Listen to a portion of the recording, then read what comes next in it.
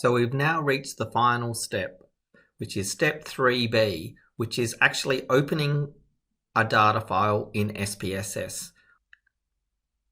I will assume at this point that you've gone through the preceding steps. So you have Citrix on your machine, you've been able to open up SPSS, and you've downloaded any data sets that you want to use and you want to open. So in this particular video, we'll look at opening a data file that you've saved to the downloads folder. So the first thing we need to do is we need to open up SPSS. So we go to the practical sessions module, we look in here, and remember, every time we want to open an SPSS, we have to go through this process and we have to link to the Flinders virtual app. So I just click on the link and I'll have to log in.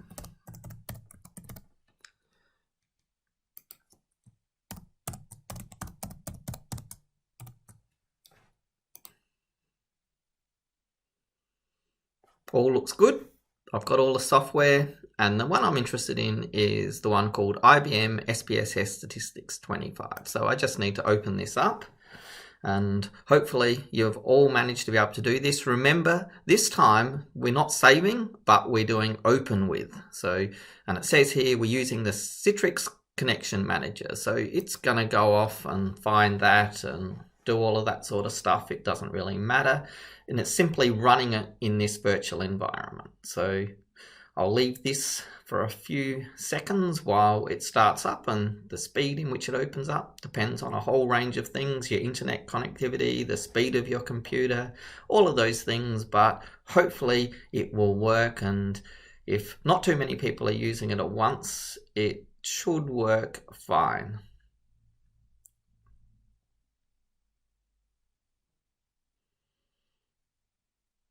Even on my machine, it's not that quick. So when it all occurs, it opens up here. You can actually open a data set from here, but I'm going to recommend that you don't. There's some advantages in not doing it this way. Although sometimes you'll notice here that it has recent files. So you've actually opened up a whole lot of files previously. You could actually select the one that you wanted from here. But I don't think it really matters very much. Unless you're opening up a data set that you've opened before, you're probably nearly always going to do a new one. And while you can click on open another file, I would advise against this. I would simply close this window down.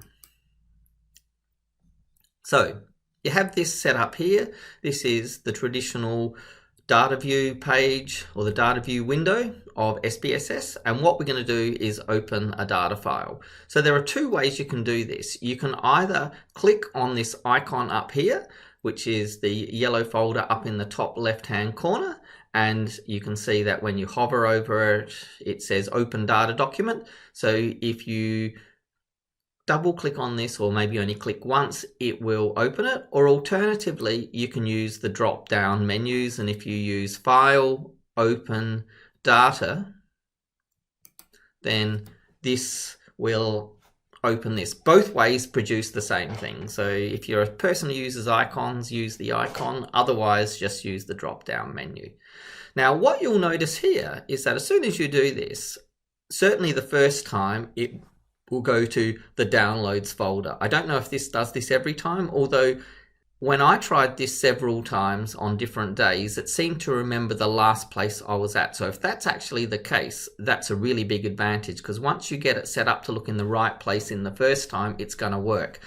Now in this case, I know it's actually the wrong folder, even though it says downloads, because it has authoritarianism.sav in here. And I remember that I saved the sensation-seeking.sav, so it's actually the wrong downloads folder. It turns out that this is the downloads folder on the university network that's tied to you, which is no good. It's fine if you're actually on a university computer and that's where you'd saved it, but you won't be. You're on your home computer. So what we've got to do is we've got to find the right downloads folder. So the way we do that is to click on this drop-down menu, and then we have a look in here. Now, what we're looking for is something on the local disk. So ignore documents and downloads here. They're actually, despite the fact that it says it's this PC, it turns out that it's still reading from the university network. If you'd saved everything there already, you'd be fine, but most of us weren't that prepared. Most of us didn't realize what was going to happen, and so we didn't do that. If I'd known it, I would have got you all to save all the data files to there, but it hasn't worked. So what we need to do is click on local disk. So on a Windows machine, you would choose the users folder. On a Mac, I'm not sure, but hopefully you can get somebody who's a good Mac user to help you, or you already know. So I highlight it, I can click open. It will take me to the next range of folders in this. Again, I know I want the folder called KATHE. That might not apply to you. It might be called something else. If you're unsure, try each of the folders, but essentially you're going to look for something that looks like this when it eventually opens. So it'll be something that looks a little bit like this. It's got a whole lot of folders. You don't really need to worry about it, but two things you'll notice is it's got a documents and a downloads folder. This is the particular downloads folder that you want. So if I click on this, hopefully when I open this particular folder, I'll actually find my sensation seeking data set. So now open it and I can see that I've got the sensation seeking.sav dataset. So I know that this is the folder that I'm looking for. So once I have this, I can just highlight sensation seeking.sav. It'll move it into the file name down here. And what it's going to do is when I click open, it's going to open my file. And there it is.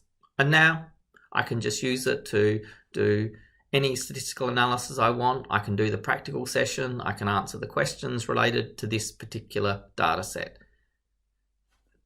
Notice that I can actually open other data files as well. So if I wanted to open another data file, I can just go to either the icon or the drop-down menu, and I can open data, and it will give me another chance to open another file. Now I have no other data files in the downloads folder, so I can't do that. But if I did have more data sets in the downloads folder, then I could have just clicked on that and opened it and had two data sets open at the same time. Just one final point is if you do have two data sets open at the same time, it's rare that you're going to be using both of them in really close proximity. So what I would do is close the one that you're not really using. So for example, if you are doing practical 2 and you've just opened the goal set data set for the second part of the prac, then I would actually close the sensation seeking data set. And part of the reason for that is that when it tries to run analyses, sometimes it doesn't work because it's using the wrong data set. That's never a problem if you only have one open. So that's just a quick tip for you to keep in mind. So once you're at this point, you're ready to go. Well done. You've achieved something quite impressive, really.